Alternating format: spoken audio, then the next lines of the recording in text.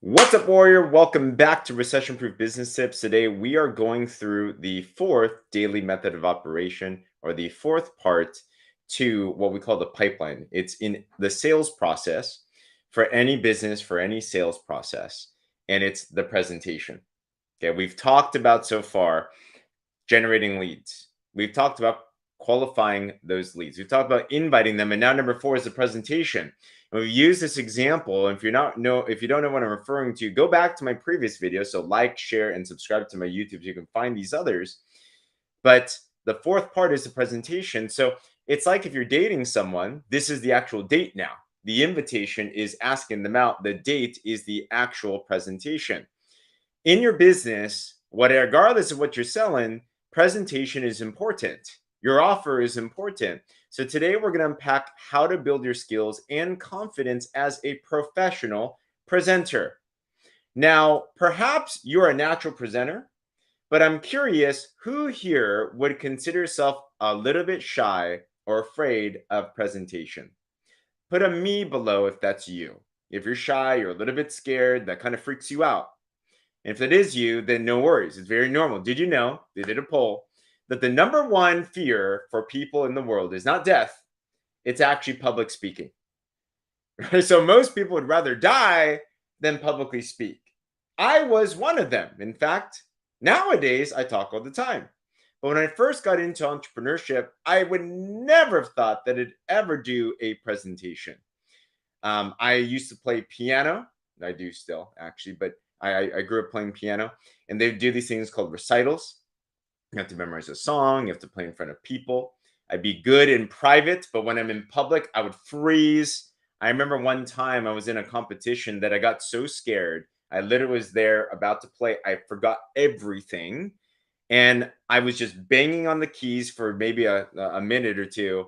And I ran off the stage in tears because I was so embarrassed. So when it comes to public speaking, being afraid about it, I know what it's like to be on that side, but I also know what it's like to overcome that and become confident as a professional presenter. So I want to share a couple of tips today, very practical, that can help you become a confident presenter. And number one is this: understand the value of presentation.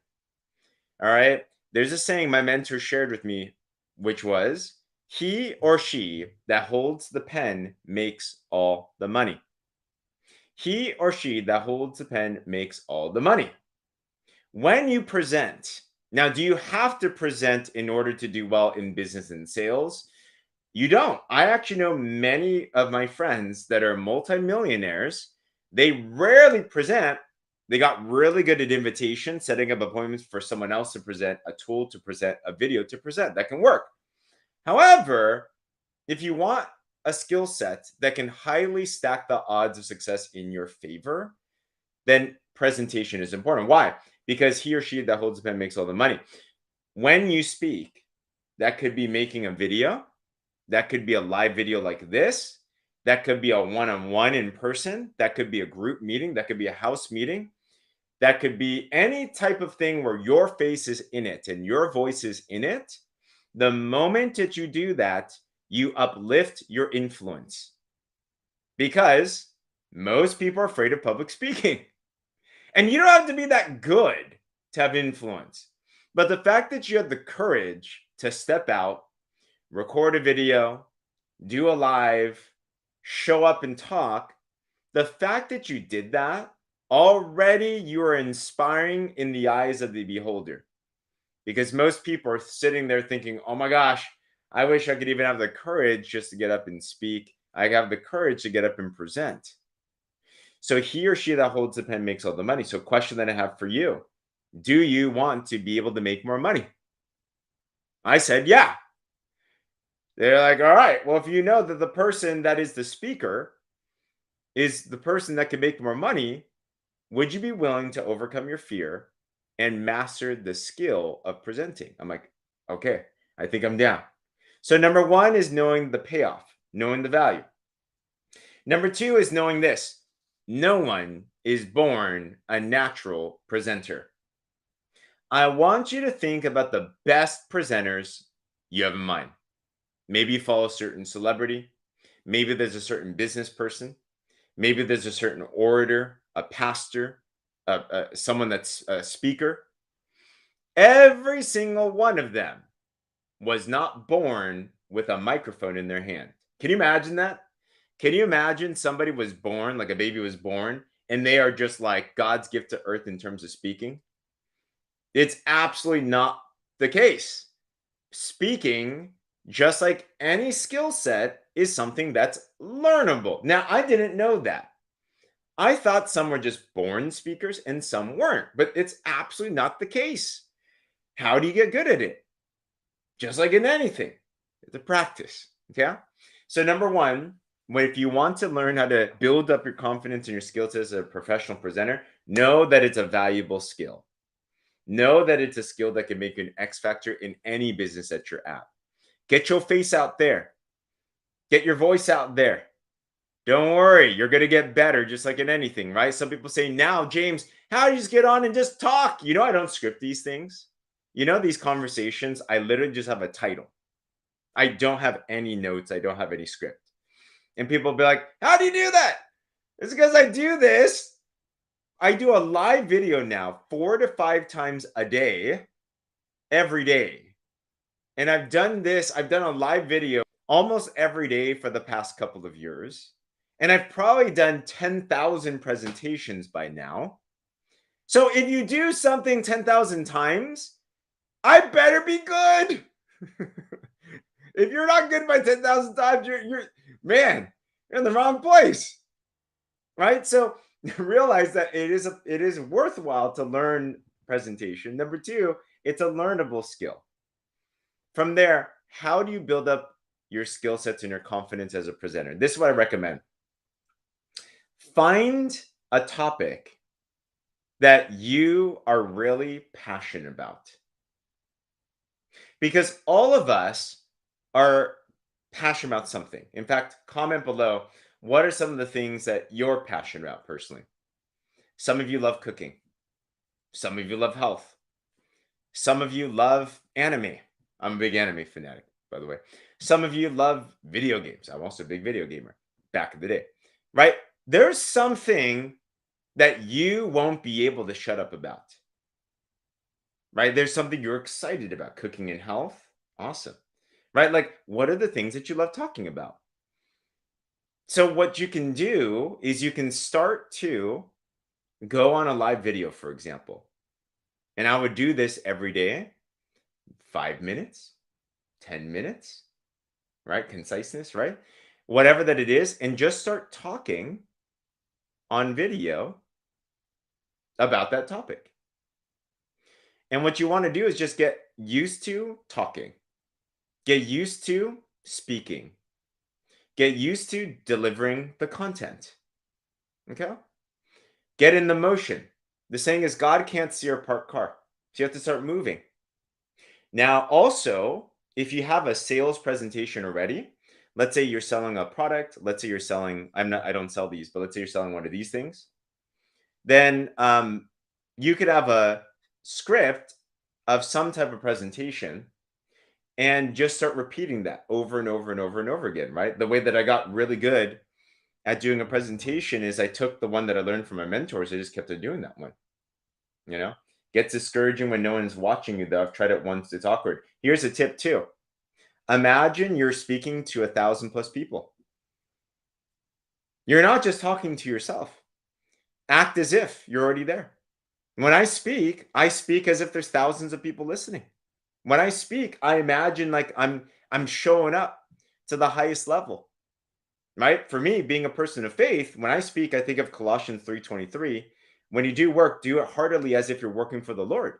So I'm not doing this for just one. I'm not doing this for me. I'm doing this for the many. You're doing this for the many. So practice as if. How do you think the great stage speakers got great? They practiced in private as if they were in public. And they did it over and over and over and over and over again. And then they finally got the opportunity. Here's a saying, is I'd rather be properly prepared without an opportunity than to have an opportunity without being properly prepared. So many of us, we want that big break. We want that big opportunity. We want to show up in a powerful way. But the worst thing that can happen is if you have the opportunity, but you were not prepared to deliver. I'd rather be prepared overly and just show up. I know now personally, because I do this a lot, if I show up on a stage in front of 10,000 people, in fact, we were on stage in front of 65,000 people virtually a couple years ago. And we're like, I've been training for this, right? Yeah, I've been working for this. Like we know how to do this, but it's in private. So start to talk a lot. And with any skill, you're going to get better at it. Whether that's a topic that you really, really like, or whether that's a sales presentation for whatever it is that you're selling, keep on doing it. Just get the repetitions in. But here's some X factors. Okay. So let me recap so far. Number one, realize that speaking is a high paying skill, presentation is a high paying skill.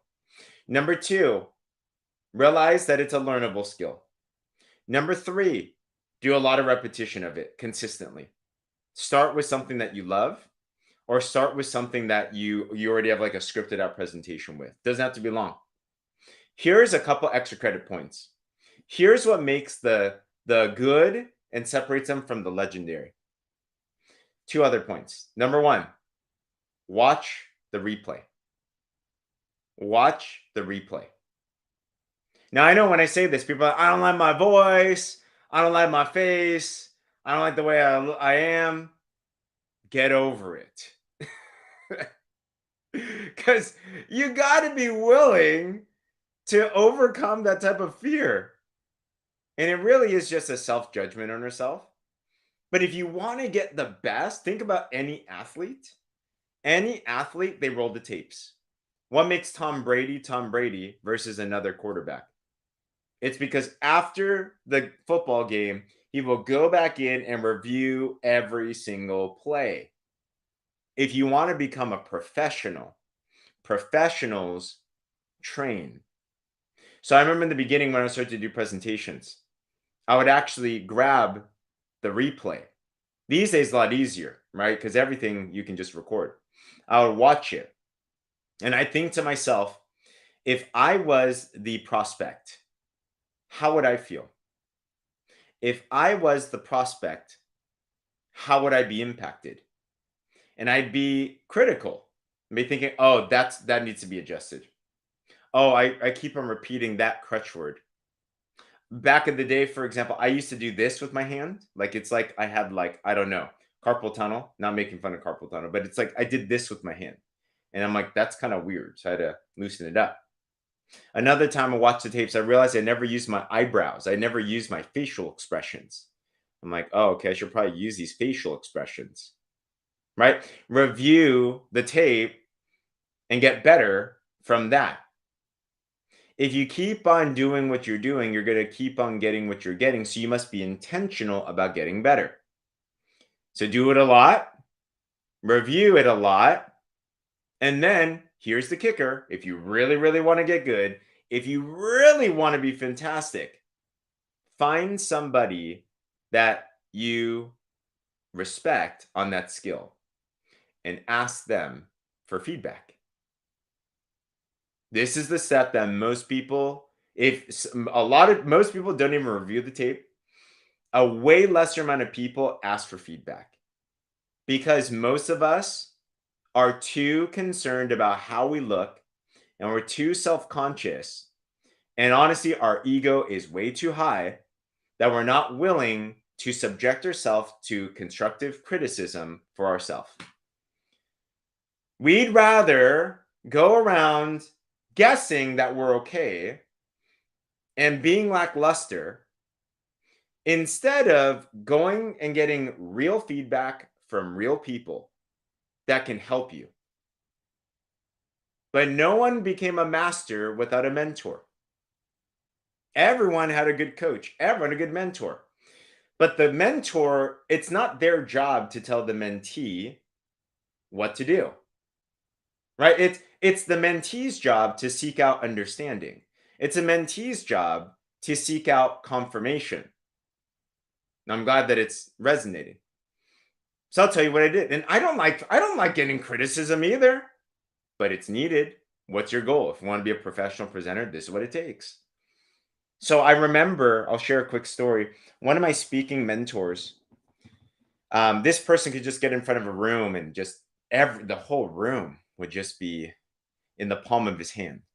He'd make them laugh, he'd make them cry, he just flowed. I'm like, wow, it's amazing. We had the opportunity one time to have like a 10-minute piece on stage.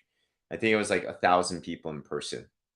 Me and my wife did this together. We prepared hardcore and we're like, all right, we're gonna go do this thing now, right? We prepared our notes, we practiced, and then we delivered on stage. And we got, round of applause, and it seemed like it impacted. But I wanted to get great. So I went up to this mentor after the presentation was done, and I asked. His name's Fred. I'm like, Fred, so real talk. How was that presentation? Right? And he gave some he was first like, he applauded it. He's like, you did well.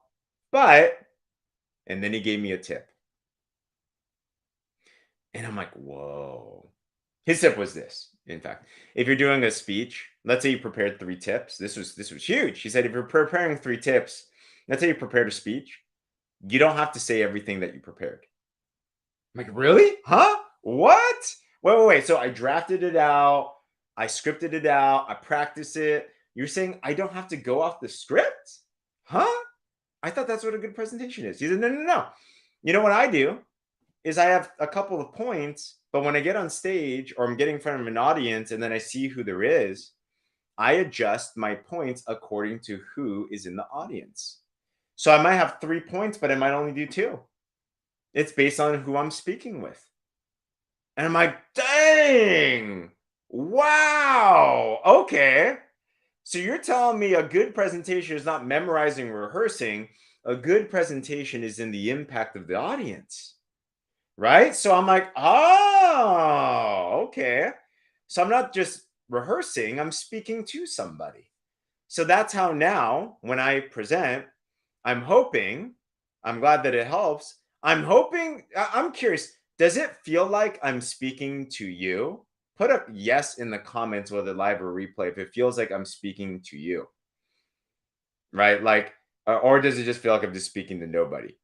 But I hope it feels like I'm speaking to you. And you know what's interesting, right? And I can see the usernames here, and even if you're on replay, you can feel. See, I don't know who's going to come on necessarily, but and I'm not and I'm sometimes speaking to one person in particular, but I'm imagining who am I talking to, and I'm literally having a presentation one on one, but it might be in front of 10, 100, a million, right? So a real good presentation I learned is a conversation. I'm like, whoa. You see, I wouldn't have got that if I didn't ask the question. And to end it. I'm always doing this, right? I have another speaking mentor. She was a professional speaker, literally got paid thousands of dollars just for speaking, right? And we co hosted an event one day and did the same thing. Her name's Deanna. And went up to Deanna at the very end and I said, Deanna, um, what do you think? And this is when you stop asking questions when this happens. She said, James, honestly, you are one of the best speakers I've ever seen. I have no feedback. And I'm like, dang, wow. But that's when you know that you have truly started to master a skill. But it took years and years and years. And it took, to recap, to be a professional presenter. Number one, knowing that there has to be a goal, right? It became knowing that speaking is a high paying skill. Number two, it also was knowing that it is something learnable. Number three, it took a lot of repetition. Number four, it took me reviewing the tapes. And number five, it took the ability to actually ask for constructive feedback. If you do those 5 things, you won't be professional and amazing overnight, but you will be legendary eventually. You will be asked to speak on stages. You will feel confident whenever you talk. You will have people buy when you present. You will have people take action when you talk. You will have massive influence if you're willing to go through that journey. And it's absolute. And that's for me. I'm the shyest person in the world. Remember, who you're talking to here. I was so shy I couldn't even order food at a restaurant myself. I'd have to ask my friend or my mom. It's learnable. Okay. So I hope that encouraged you. I might need to do a deeper dive into a presentation in the future as well too. It's a topic. One of my passions is I love seeing professional speakers come from anyone that's in association with me. Like it brings a lot of joy for me because I know the impact it can have. But if that was encouraging, like this, share this. Also subscribe to my YouTube if you want this and more. And side note, I do run an organization called the Warrior Movement. I coach entrepreneurs to build online businesses. So we help people with professional training in that. If you're open minded for other ways to make money, you'd like to find a way to work from anywhere, then fill out the link in my bio that says work with me. And I'd love to chat with you, share with you what we got going on as well too. But stick with this recession proof business tips. I'm committed to giving you practical tips to help you become recession proof in your business. So tomorrow we'll end up and wrap up the week with the rest of the fifth part of the pipeline. But hope it encouraged you. On that, God bless.